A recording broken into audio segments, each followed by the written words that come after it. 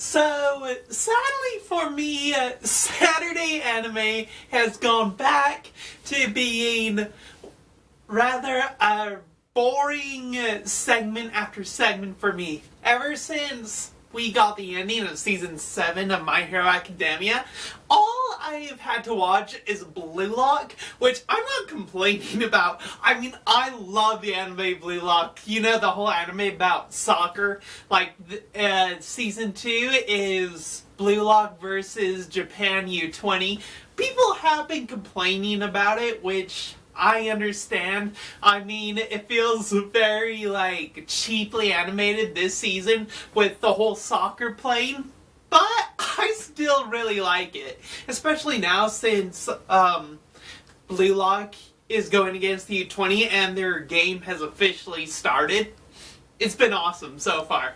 But I have had nothing else to watch. After Blue Lock, that's 20-25 minutes of watching the show, and that's it. But I did find an anime recently that it does not fail to make me laugh, and that is called DanDaDan.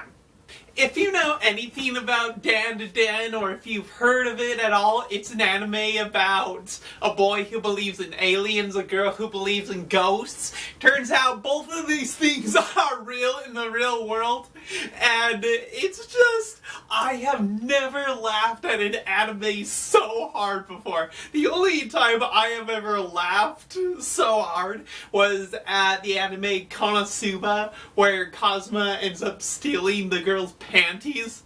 That's the only time I've ever laughed. I almost peed myself laughing, honestly. Let's see what I got. Jackpot!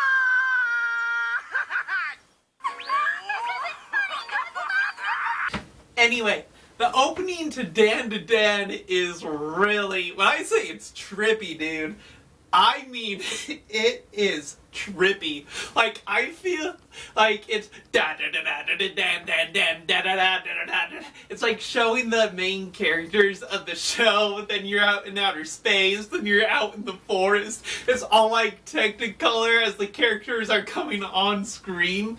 And it honestly is the trippiest anime opening I've ever seen. Like, I feel like it would be something like if I got super drunk and then smoked a bunch of pot afterwards. Like, it just, I'd be like, oh, I don't feel right, man. That's how I felt after watching the opening.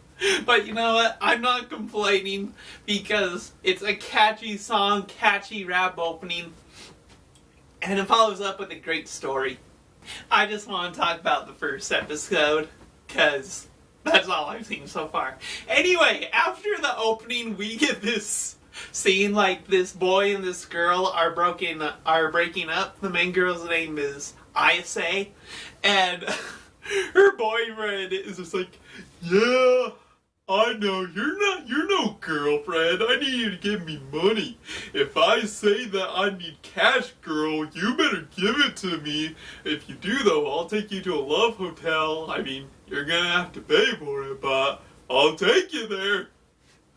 And she, does this total roundhouse kick on him, and he just blocks it, and he kicks her in the stomach. He knocks her to the ground, and he's like, what? What you gonna do? Kick my ass?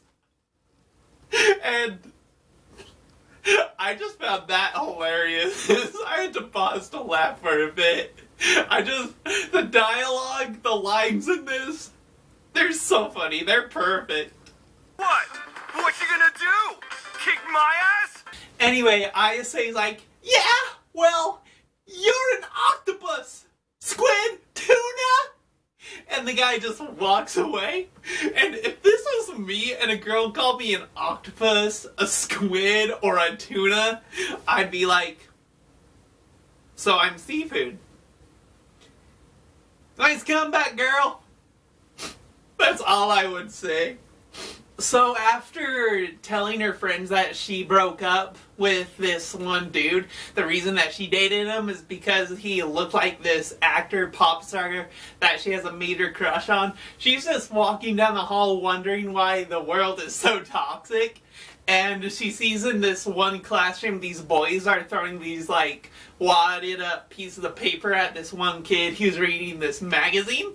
And she stops them from throwing stuff at the kid, and she's back to walking down the hall, and she's like doing this 80s strut thing, which is awesome. Like it's like stay alive. The way she's walking, I love it. Anyway, she stopped in the hallway by the nerd that she helped protect from the bullies that were throwing stuff at her. And the guy's like, hey, I totally know why you protected me. I know what you're into. The only reason you would talk to a guy like me is because you're into something that I'm into. And he has this whole, thing about aliens, how the presidents talk to aliens, how aliens live among humans, and he's just annoying Isa at this point, and I love the animation at this. Like, it's the pencil marks and everything are so strong. You can especially tell at this scene because it draws her with super sharp teeth, and she's like, I don't care what you think, kid. Whatever I did to get those guys off your back. Believe me, you and me are not friends! And we never will be! And she walks away, leaving the kid just like, oh, that was harsh, bro. And Isa ends up feeling bad about yelling at the nerd just because he was trying to be nice to her. So she ends up going back to the nerd and she's like, I'm sorry, that was mean. Anyway, I don't believe in ghosts, but I do believe in aliens, and my grandmother is a medium.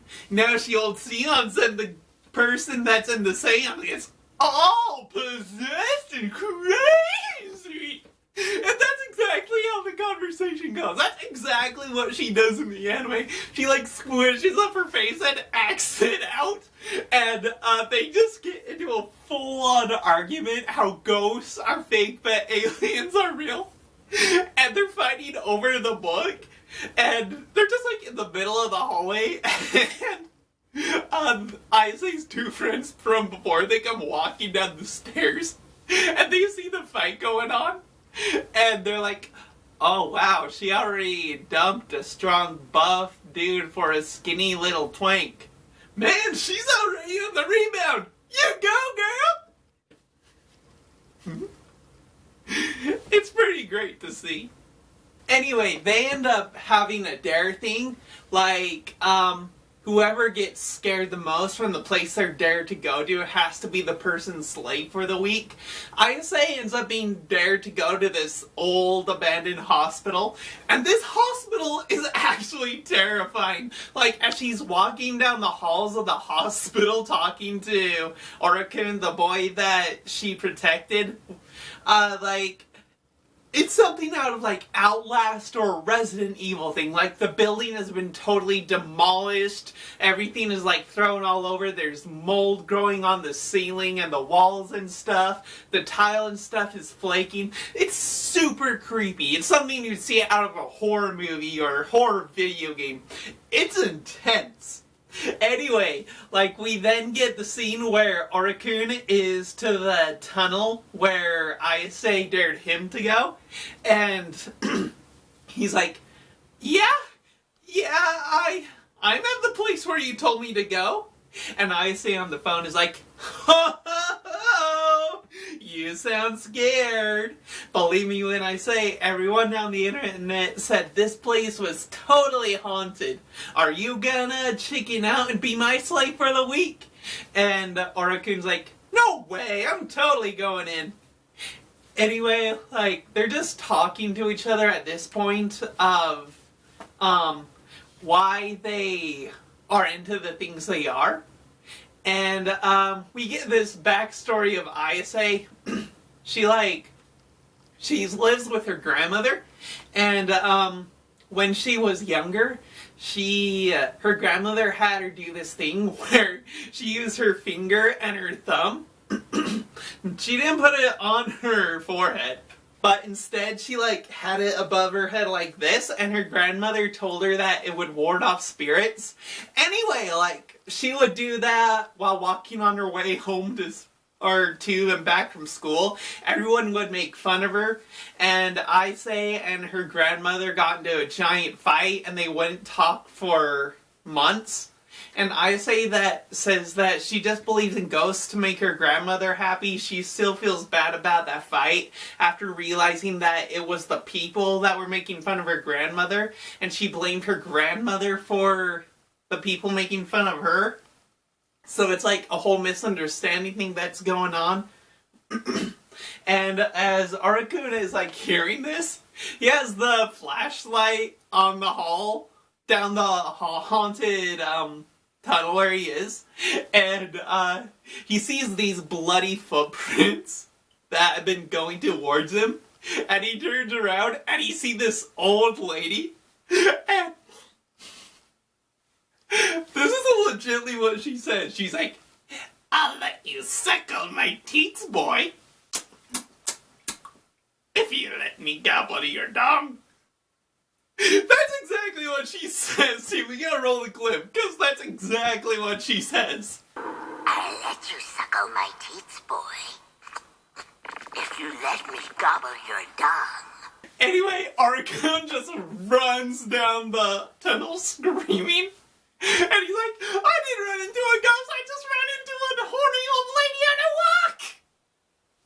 And as he's running, the old lady, like, she pulls this whole Assassin's Creed move. Like, the color goes bright blood red, and she's, like, running on the ceiling, and she tackles him. And Arakon's phone just goes dead from Ise. And Ise ends up being captured by these three figures. And the next scene that she wakes up in is that she's in her bra and panties, and it's just like, kind of like, I don't know how to compare these guys. There's something you would see from like an 80s cartoon or something, but they're like, "We are going to have sex with you, and then we will harvest your banana." And we get a scene of, like, the zipper of one of the person's pants is open. And it's like this weird penis machine, like, metal dick thing. I had to pause and laugh because I couldn't believe what was going on. Anyway, they're in the process of, like, there's ritual they need to do to, like, make her horny. They just, like, put their hands above her. And, like, this is when it gets really trippy again. It's like the screen gets all fuzzy. There's different dimensions of their faces all around her. And, one of the aliens, like, spreads her legs and he's like, "Alright, let's get to business." And I guess it's when the dick is erect for him because a little blade comes out of the top. I'm like, "Oh, damn! That's gonna hurt a lot!"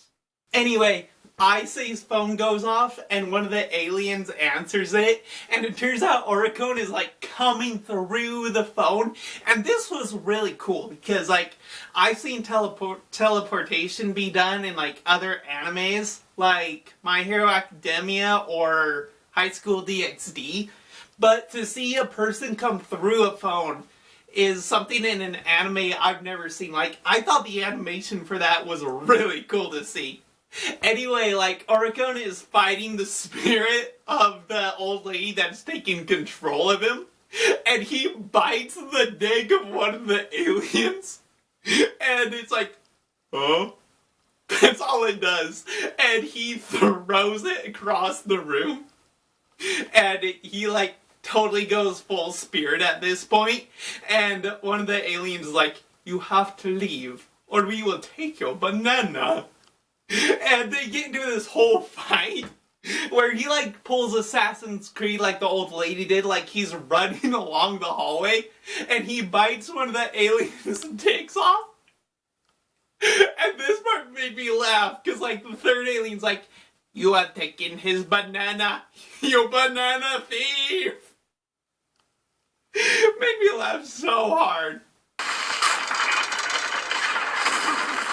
You have taken his banana, you banana thief. Anyway, the alien's like, "Alright, enough of this foolishness. Let's get to business."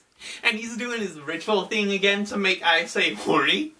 But Aisei has like this memory of her when she was little with her grandmother, and she remembers like all the things that she had to do to ward off evil spirits, and somehow she ends up using her telekinesis powers. Like she somehow gains telekinesis and she beats up the alien, and it turns out they were in a UFO the whole time. And while this is going on, the spirit that possesses Uricone is like, "If you want this boy to go back to normal, I have eaten his dung! So come and get it when you're ready, bitch!" And Aisei's like, "Hey, who are you calling the bitch, you old bitch? Give him back his pecker!" I loved it. It was so funny. So, Aisei's like, "I totally just got smashed by aliens. I believe now." And Okuren's like, "Yeah.